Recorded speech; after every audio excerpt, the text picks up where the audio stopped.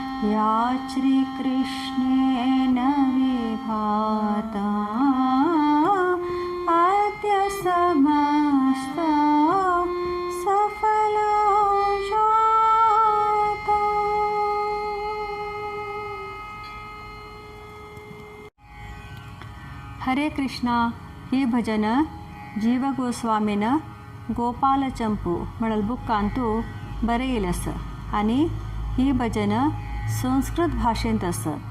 स्वामीजी सांगता कसले म्हळ्यार आयच्या दिवसाक सकळय फलदायक जावन आसा.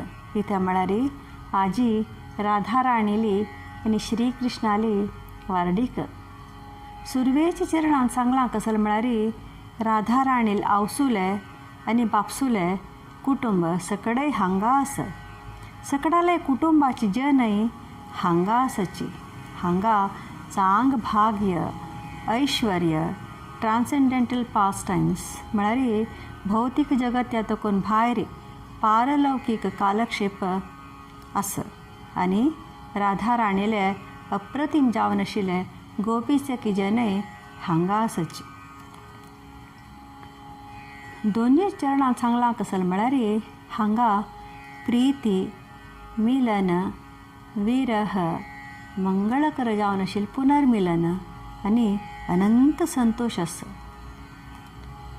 तिनीच चरणांत सांगलां व्रजदेशाच्या रायाक आनी राणीक म्हळ्यार राधा राणीले आत्ता माई आनी मावाक म्हळ्यार नंदरायो आनी यशोदा राणीक ही राधा वारडीक कितली खूश दिला म्हणून ह्या पद्यांतू विवर्सून कशी सांगचे. ही वारडीक एक कुटुंबाचे गौरवान्वित चिन्हे जावन आशिल्ले तिलक म्हणत. अलंकारू तिलक जाले शिवाय पूर्ण जायना. ताजे खातीर ही वारडीक एक तिलक म्हणून स्वाम्यान हांगा सांगिल्लें. हरे कृष्ण.